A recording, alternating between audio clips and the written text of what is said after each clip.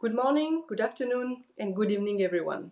I'm very glad to be here today, invited by the North Atlantic Seafood Forum to talk about a very important topic that we think at WSI, which is a gender diversity in the seafood industry. I'm very glad to represent the Women in the Seafood Industry organization to tackle and to address this topic as today. This organization, WSI, has been founded late 2016 by 2 seafood experts and 2 seafood gender. And today we are still actively working on this topic of gender in the seafood industry broadly. Whether the seafood come from aquaculture or fisheries today, or tomorrow, cell-based and plant-based seafood. As we all know, our industry is thriving, yet we are also facing dramatic challenges, whether they are about climate change, about sustainability, about disruption, about new entrants. We are all in a very dynamic industry, yet challenged. Today, I would like to share with you a gender lens perspective that might help you to unlock your leadership and your performance as a blue economy stakeholder.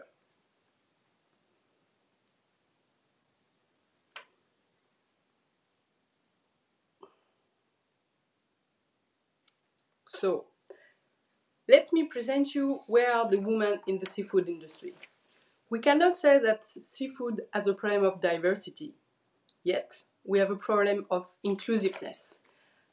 Because women already account for 50% of the workforce for a massive and international industry which counts approximately 250 million direct workers.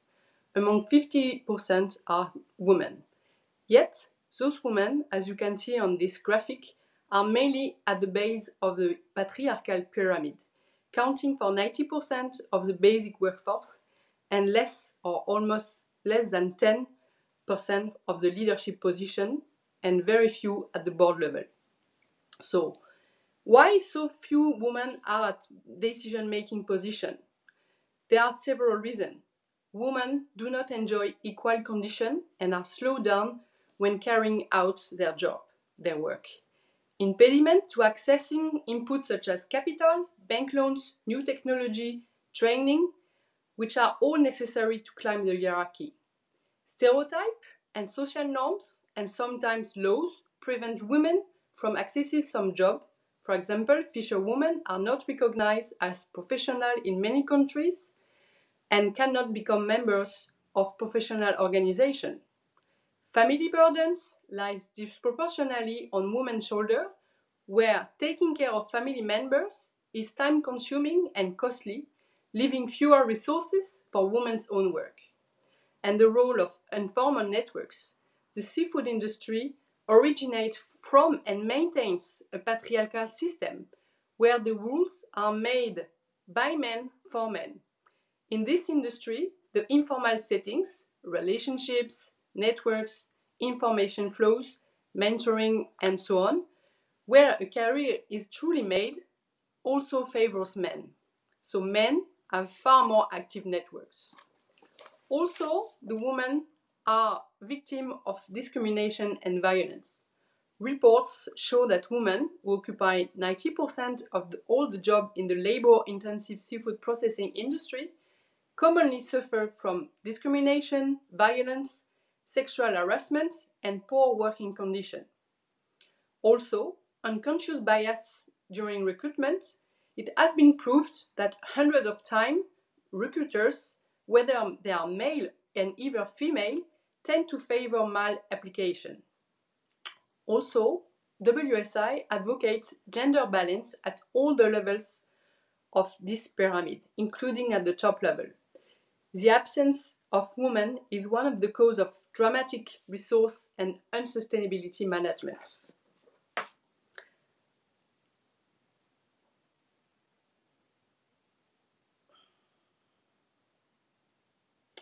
So, we need to understand why there are high disparity in understanding and practices.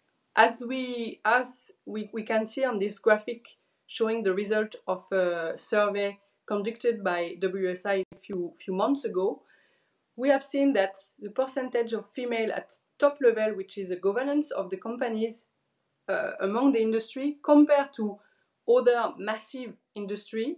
We can compare in terms of turnover. Seafood is almost 150 billion US dollar per year of trade. It's one of the most commonly traded food commodity in the world. So we can easily compare the size of the finance of mining and oil and gas to seafood industry.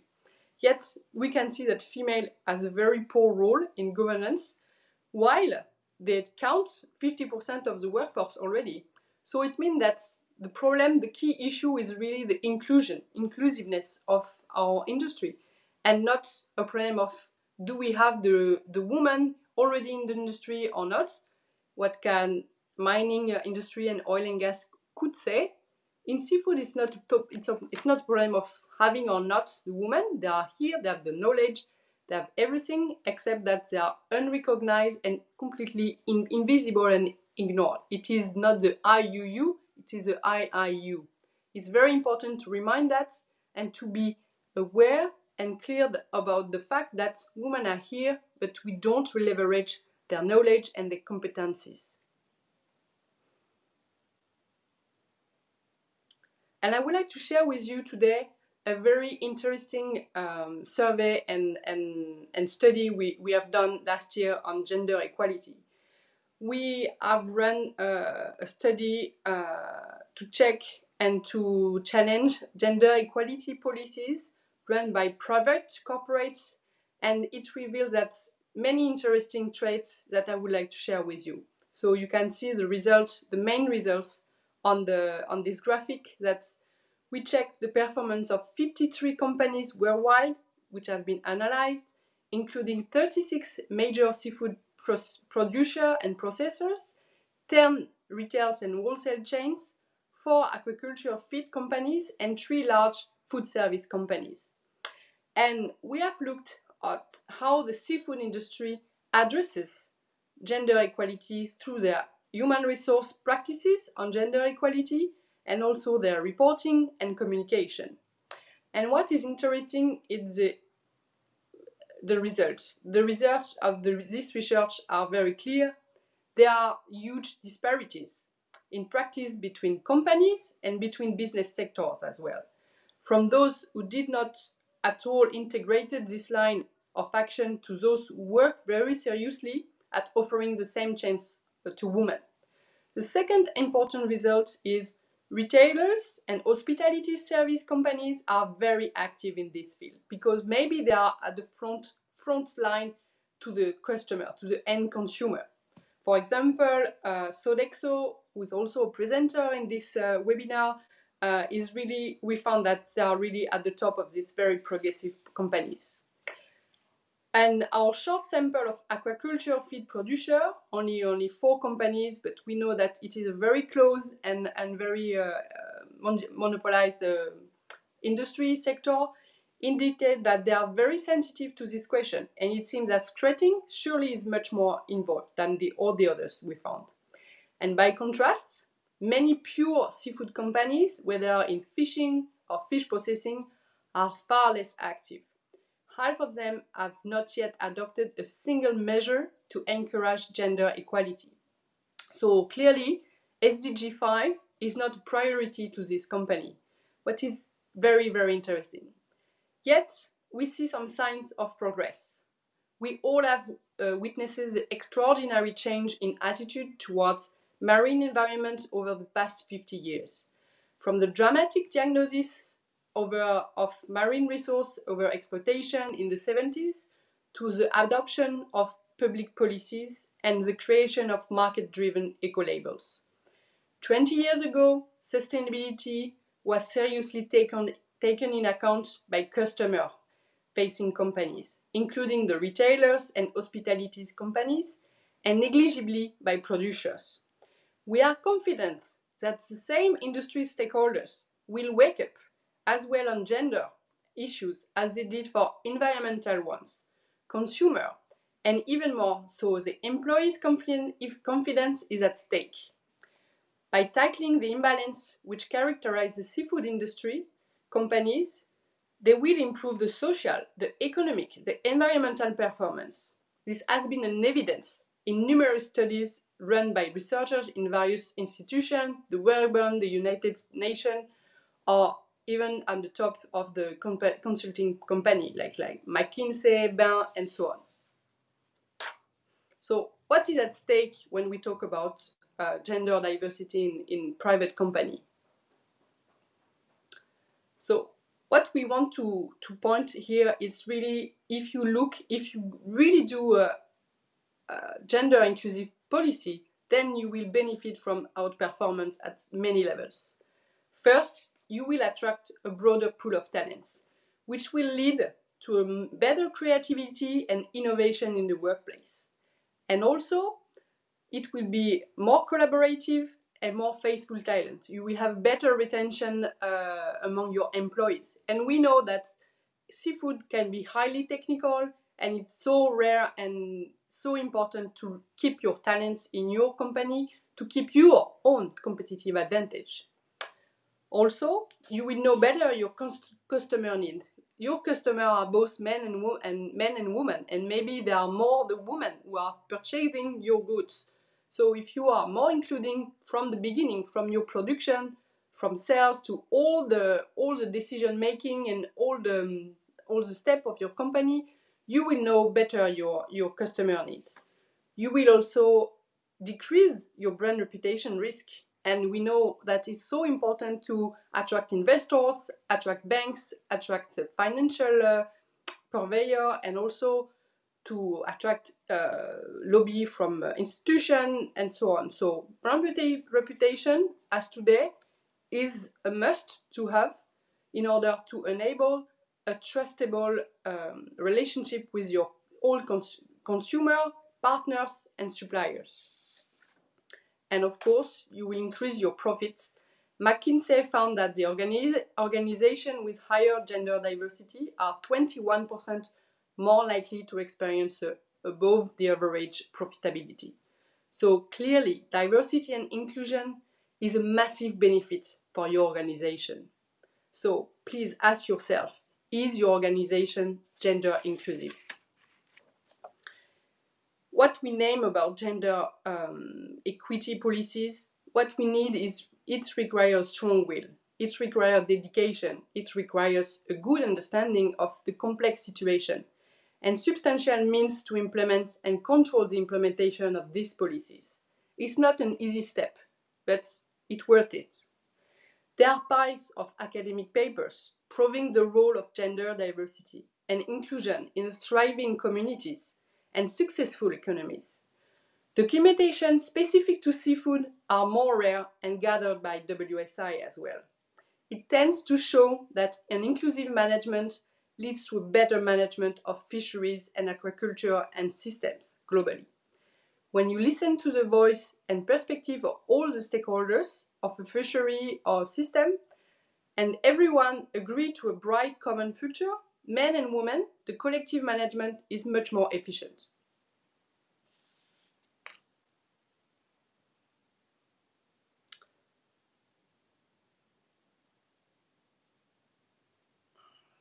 I would like to go. So here, what is the role? Who is WSI? So WSI, the Women in the Seafood Industry, is a non-for-profit organization who work exclusively on the gender topic in the seafood industry. And gender today in the seafood industry is talking and advocating for women. It has been created by seafood experts and gender specialists who came to the point that gender inequalities in the seafood industry was very high and damageable to the people and to the business.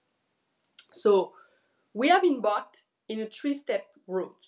First, raising awareness, pointing and saying clearly what is the situation, what is the reality, advocating for better understanding, and inspiring and supporting practical changes. So now that we have been working on this for a few years now, we understand that it's not an easy step, and raising awareness is essential, it's crucial. And what we want is to raise consciousness. So in order to get this issue recognized, what we do It's very simple. We calculate.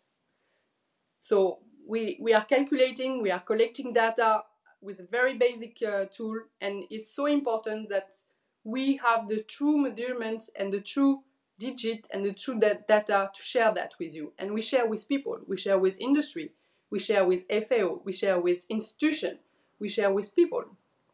We meet decision makers within private companies, share with them our data and our understanding of gender gap at all levels of seafood enterprise. And as we see, the problem is worse than it seems. In mining and petrol, there is a dramatic lack of women, but not in seafood.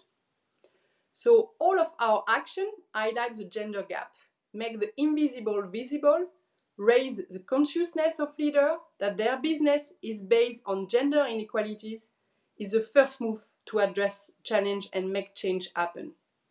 So among our program, we have created a video competition. We are collecting and compiling all events that happen all over the world about women in the seafood industry, what they do, their successes, their struggles. And all these documents are also data. They are clues that are so useful, such a useful tool to all who want to better understand what is happening, what is the reality beyond policy, beyond a nice story. So you can get our Watch 2020 for free on our website. It's very it's really an impressive document with more than 250 stories from 55 countries. It's not a European topic. It's not a Western topic. It's an international topic. It's not an emerging or developed country topic. We are all concerned by this topic. So definitely, we need to bring this topic at the table of the discussion on sustainability. We can't achieve sustainability with taking only 50% of the workforce or of the population in account. We need to be inclusive by taking in account the knowledge, the needs, and the innovation and creativity of women as well, for the benefit of both women, men, and also the environment. So no one can claim that sustainability in an environment where gender inequality prevails is not possible. So we are very happy of our collaboration with North Atlantic Seafood Forum and the organization of this very specific seminar. We hope, and I wish personally, that to have many alike in the coming months and coming years. Thank you very much.